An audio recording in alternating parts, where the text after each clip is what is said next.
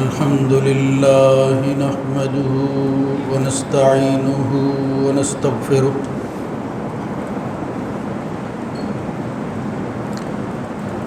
ونعوذ بالله من شرور أنفسنا ومن سيئات أعمالنا من يهده الله فلا مضل له ومن يضلل فلا هادي له وأشهد أن لا إله إلا الله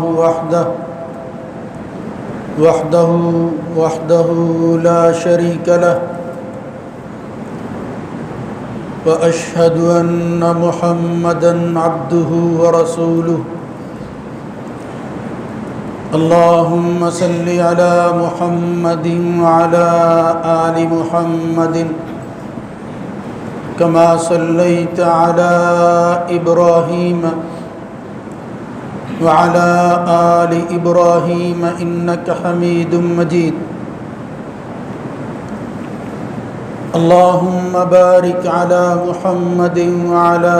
آل محمد كما باركت على إبراهيم وعلى آل إبراهيم في العالمين إنك حميد مجيد أما بعد فإن خير الحديث كتاب الله وخير الهدى هدى محمد صلى الله عليه وآله وسلم وشر الأمور محدثاتها وكل محدثة بدعة وكل بدعة ضلالة وكل ضلالة في النار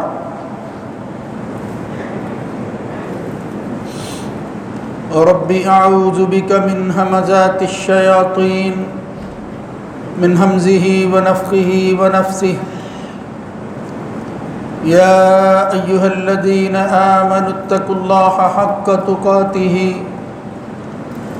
ولا تموتن إلا وأنتم مسلمون يا أيها الناس اتقوا ربكم الذي خلقكم من نفس واحدة وخلق منها زوجها وبث منهما رجالا كثيرا ونساء واتقوا الله الذي تساءلون به والأرحام إن الله كان عليكم رقيبا يا أيها الذين آمنوا اتقوا الله وقولوا قولا سديدا يصلح لكم أعمالكم ويغفر لكم ذنوبكم ومن يطع الله ورسوله فقد فاز فوزا عظيما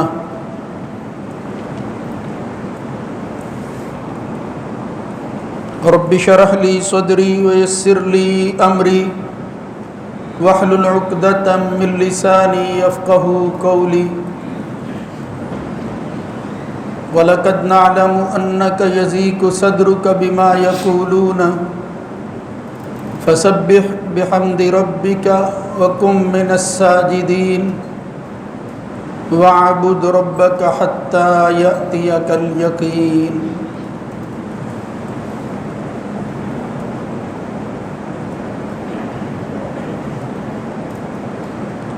اور بلا شبہ ہمیں معلوم ہے کہ جو کچھ یہ آپ کو کہتے ہیں اس کی وجہ سے آپ کا سینہ تنگ ہوتا ہے، لہذا ان کے بدلہ میں تم اپنے رب کی حمد و تسبیح کرتے رہا کرو اور سجدہ کرنے والے لوگوں میں اپنے آپ کو شامل رکھو اور اپنے رب کی بندگی کرو یہاں تک کہ یقین کا وقت آ جائے۔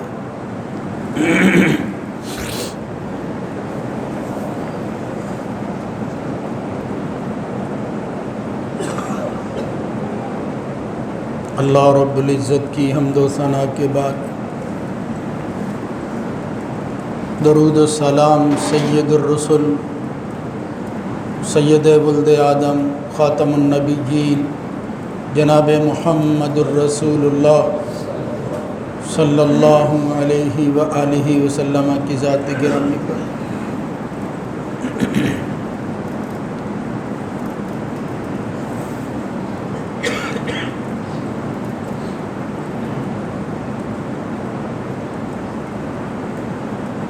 مومن کی زندگی کا بڑا وصف یہ ہے کہ وہ ہر لمحے خیر کا متلاشی رہتا ہے. جہاں کہیں اسے اپنے حق میں کوئی چیز ملتی ہے اس کو حاصل کرنے میں وہ کوتاہی نہیں برتتا، اور یہی اس کی کامیابی کا راز ہے. اسی سے اس کا اسلام اور ایمان وہ باقی بھی رہتا ہے اور پروان بھی چڑھتا رہتا ہے.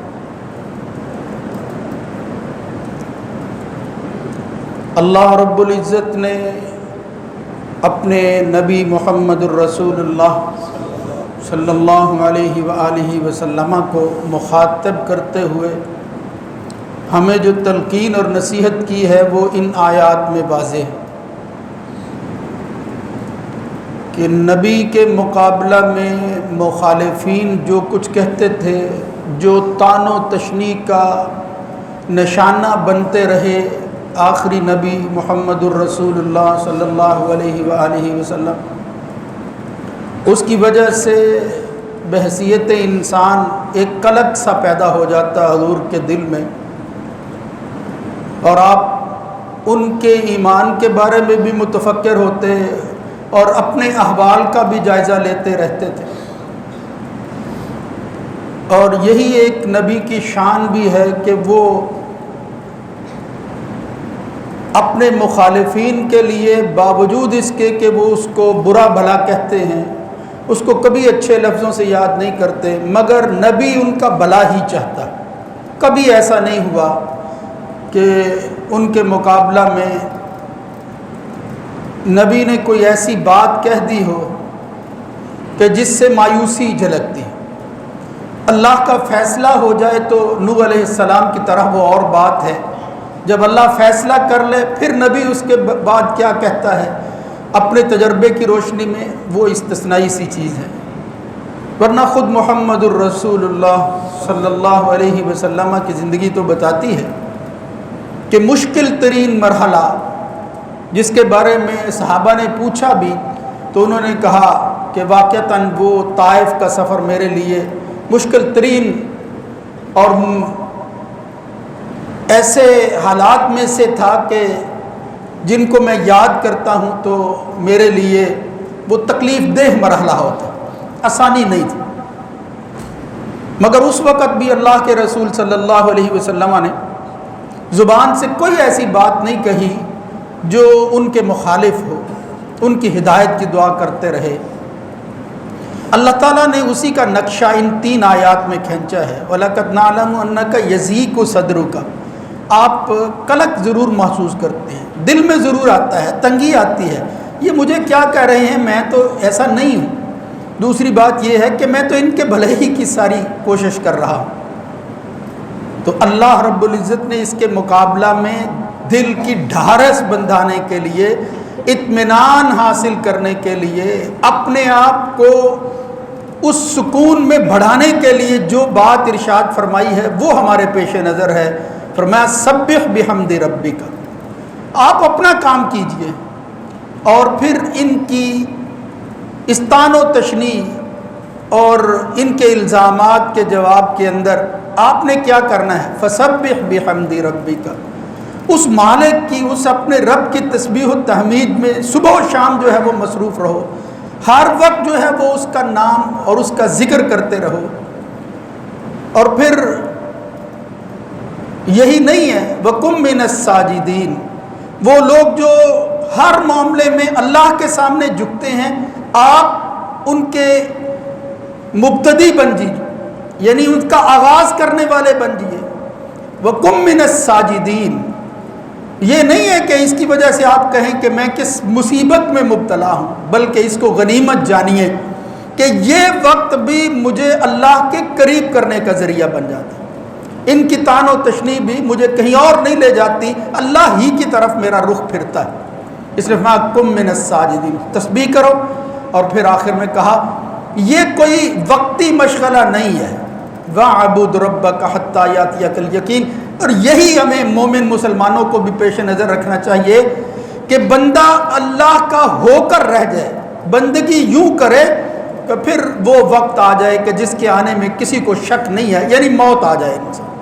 وَاعْبُدْ رَبَّكَ حَتَّى يَأْتِيَكَ الْيَقِينُ۔ بس یہی خلاصہ ہے انسان کی ایمانی اور دینی زندگی کا،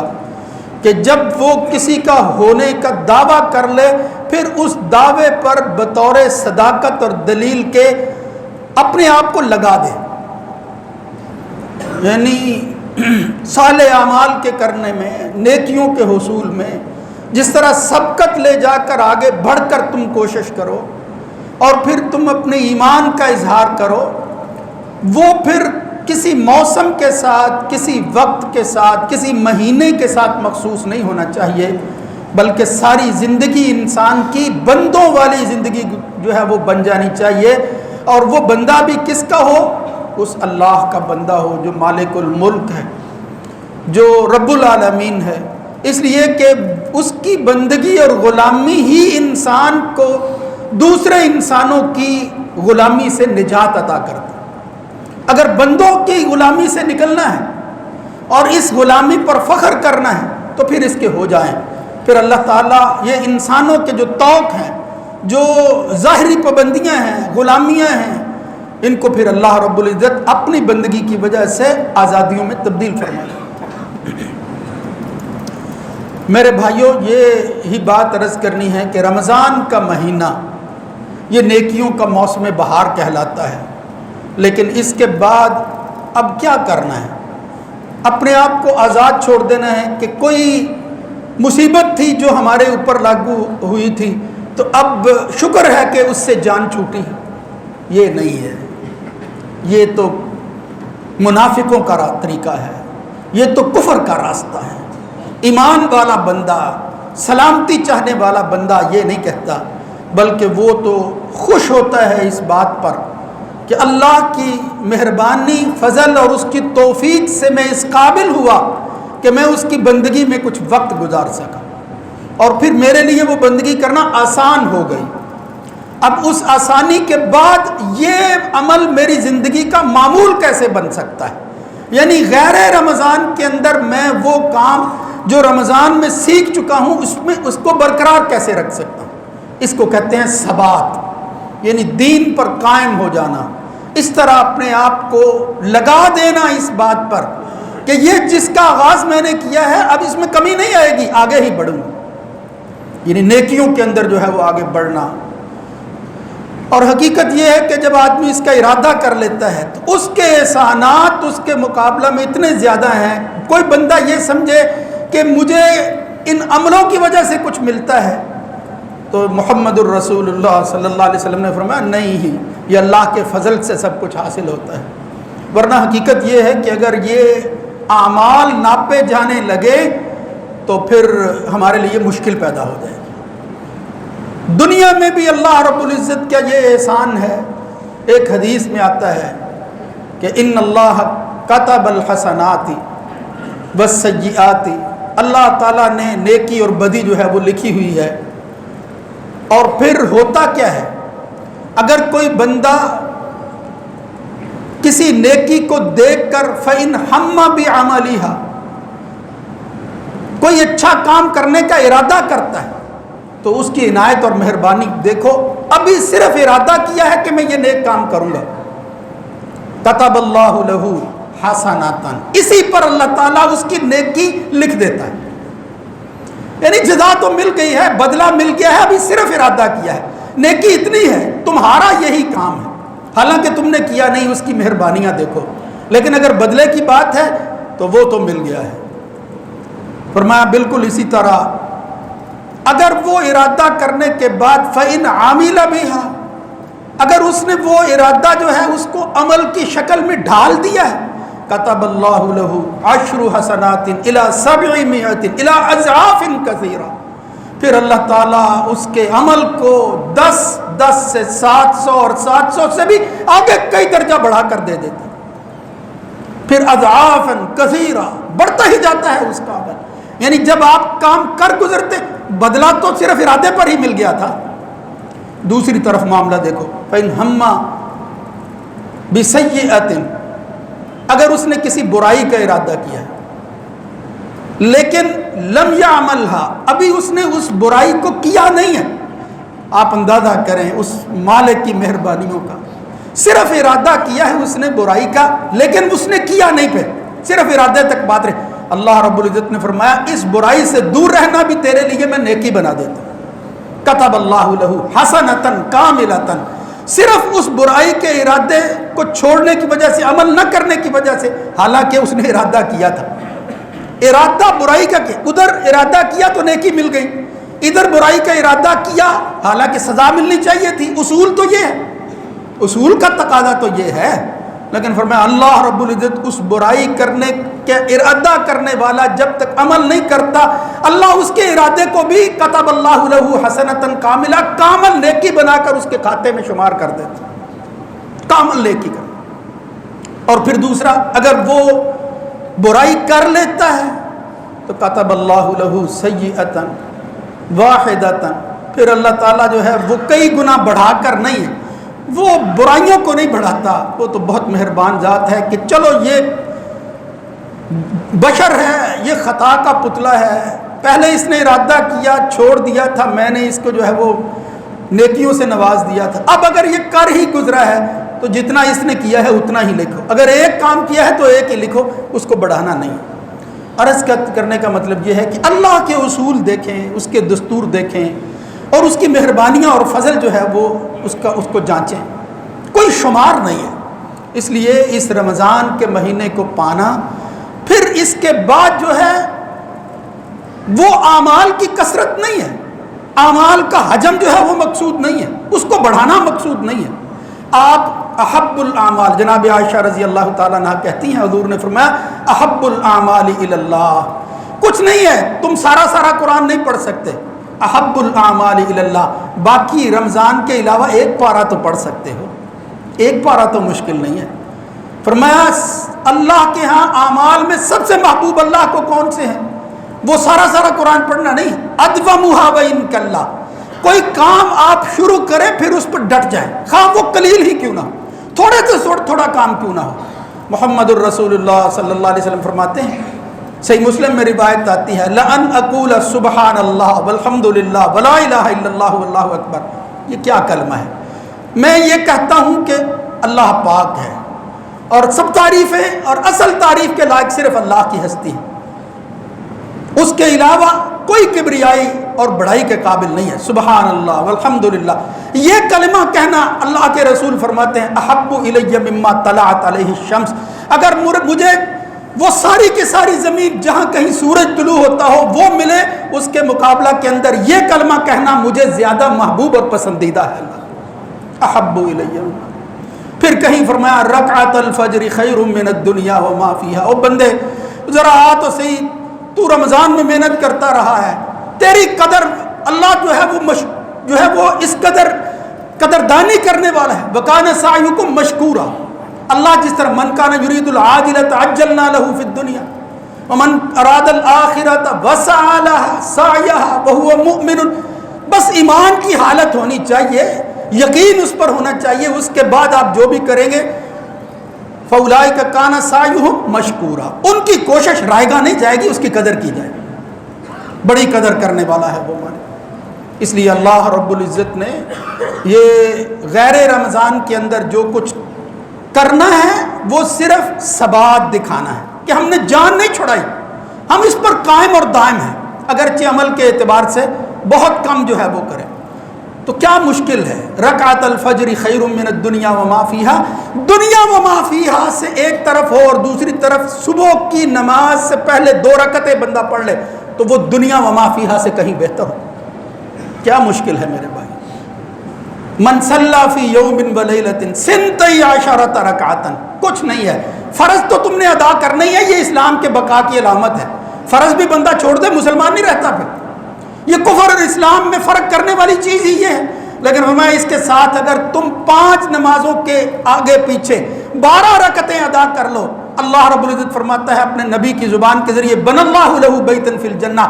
ہر روز اللہ رب العزت ان 12 رکعتوں کے مقابلہ کے اندر آسمان دنیا میں جنت کے اندر اس بندے کے لیے ایک محل تعمیر کر دیتا۔ میرے بھائیوں، کوئی ایک بات نہیں ہے، یعنی کوئی ایک عمل نہیں ہے، بس صرف یہ ہے کہ وہ دعا کرنی چاہیے جو محمد الرسول اللہ صلی اللہ علیہ وسلم کرتے تھے، اللہم ثبت قلبی علی طاعتک وعلی دینک، یا اللہ بس میرے دل کو ٹھہرا دے،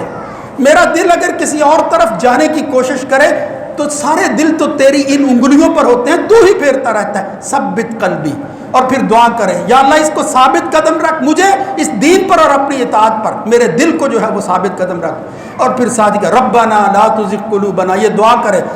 لا تزغ قلوبنا بعد اذ ہدیتنا، یا اللہ ہدایت کی منزل، ہدایت کے راستے پر اس شاہراہ پر تو نے چلا دیا ہے ہمیں،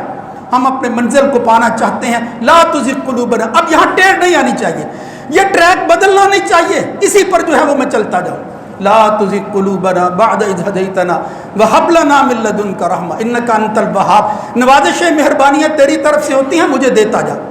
تو یہ صرف عرض کرنا مقصود ہے کہ استقامت دکھانا، ثبات جو ہے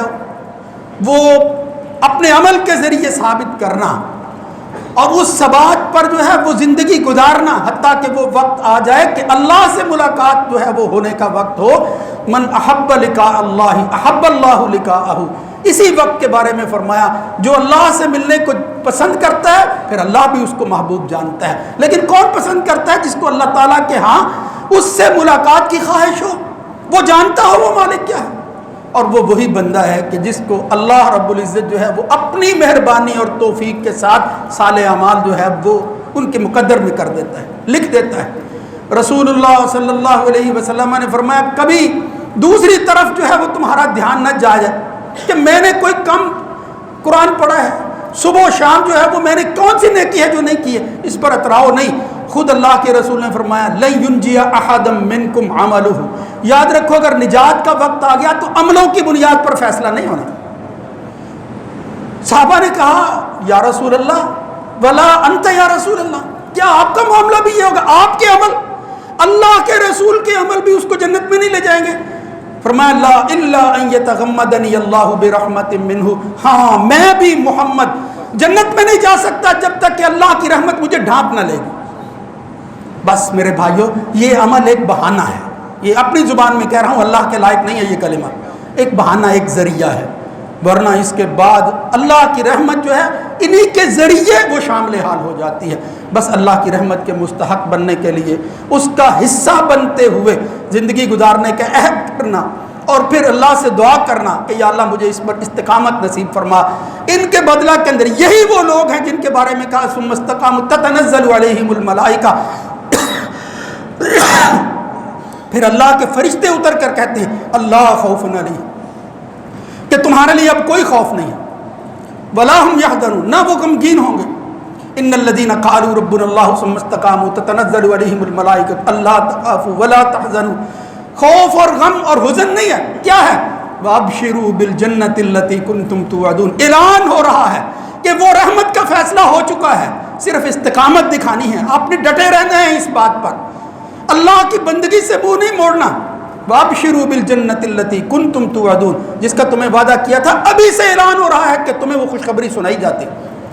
نحن اولیاؤکم فی الحیات الدنیا وفی الآخرہ، یہ نہیں ہے کہ اللہ تعالیٰ صرف آخرت میں کہہ رہا ہے دنیا میں اپنوں کو چھوڑ دیتا ہے، نہیں، فرمایا دنیا میں بھی اللہ جو ہے وہ تمہارا ہو جاتا ہے، آخرت میں تو ہے ہی۔ اللہ رب العزت ہماری زندگی کے اندر یہ ثبات اور استقامت نصیب فرمائے۔ اللہم ثبت قلوبنا علی طاعتک وعلی دینک، اور اللہ رب العزت ہمیں ہدایت دینے کے بعد جو ہے اس پر قائم اور دائم رکھے، اور اس میں سے ٹیڑھ جو ہے اگر کبھی شیطان کی طرف سے آئے تو ہمیں اس کا مقابلہ کرنے کی توفیق نصیب فرمائے۔ اقول قولی ھذا استغفر اللہ لی ولکم ولسائر المسلمین۔